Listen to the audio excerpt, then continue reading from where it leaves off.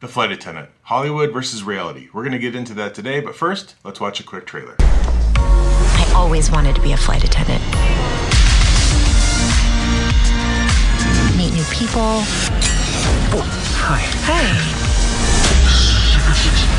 Travel the world. Live a glamorous life. What did we do last night?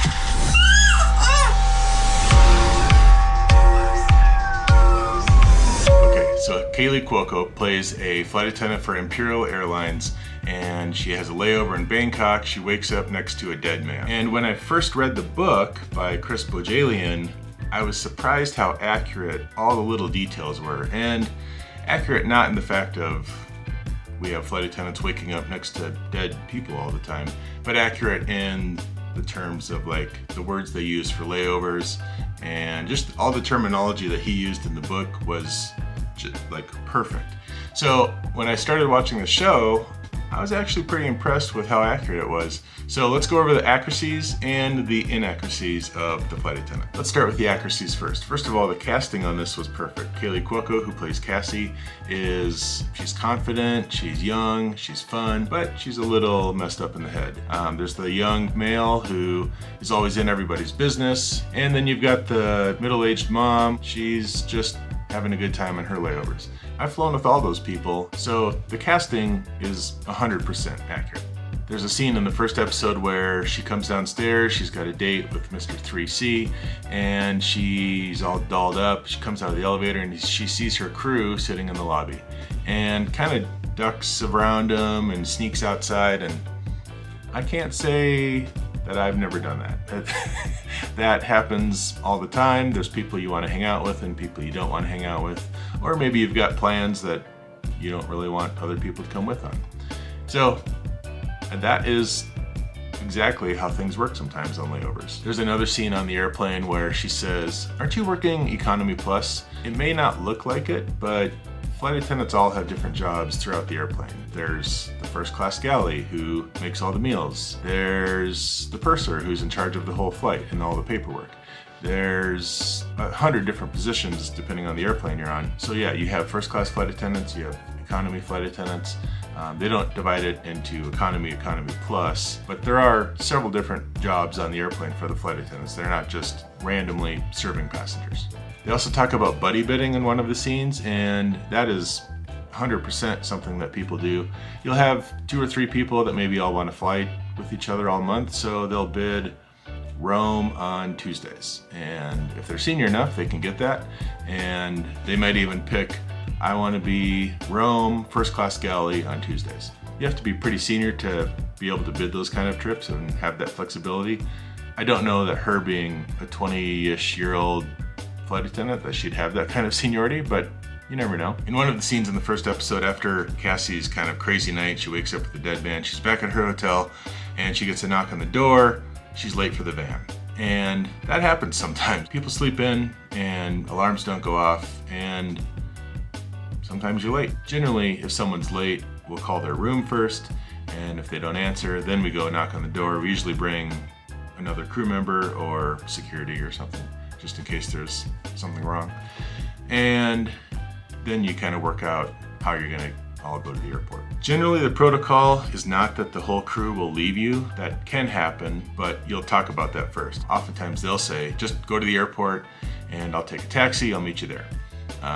Overseas, that could be an expensive mistake because, the airport might be an hour away and the taxi is going to be costly. There's also a scene in the first episode where she's talking to Mr. 3C and she says, there's a lot of first dates and it gets lonely. And that's very true. It does kind of get lonely, and that's why being with awesome crew members is one of the best parts of the job. You make friends all over the world and you go out and have some great nights. They're not all riding boats in Bangkok, but I've gone out with some awesome crews and we've done some pretty fun things. As far as dating overseas, I know plenty of flight attendants who set up dates ahead of time and meet people overseas.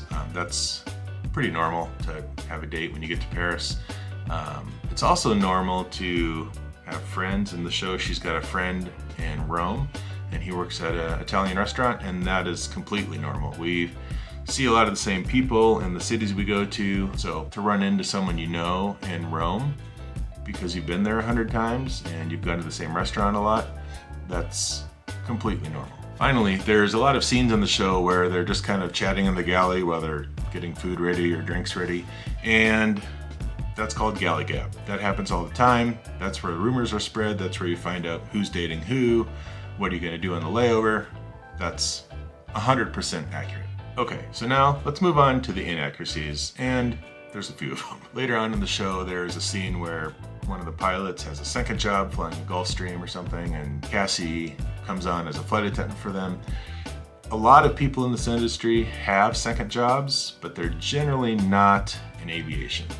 I know people who have hobby farms, there's people who have written books, there's a plethora of second jobs that people have because in general we have a lot of spare time, but they're almost never in aviation. And I think we're not allowed, as pilots for sure, I don't think we're allowed to have second flying jobs unless it's approved by the company.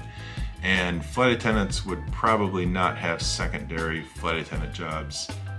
I remember one girl had something like that, but it's a pretty rare occurrence that you'll have a second job in aviation. One of the biggest, most obvious inaccuracies is drinking on the job. That is not going to fly. There's no way she could maintain the lifestyle of a flight attendant and constantly be intoxicated like that.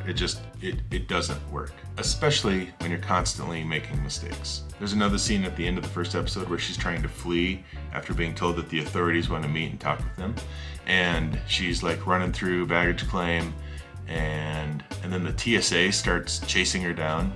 The TSA is never gonna chase somebody down. Air marshals might, airport police might, but the TSA aren't there to chase people down and wrangle them for the FBI. Finally, towards the end of the first episode, one of the FBI agents says, "I've got a friend at the CIA who says flight attendants are the most likely foreign assets because of their unvetted travel."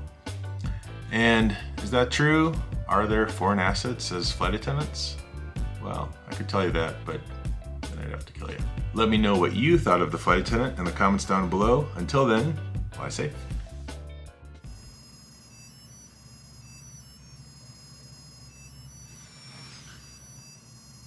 In the world.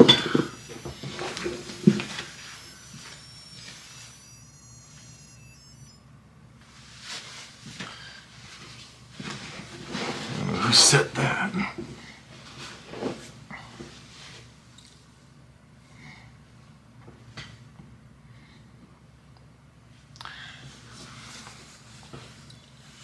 In one of the scenes in the first episode, they're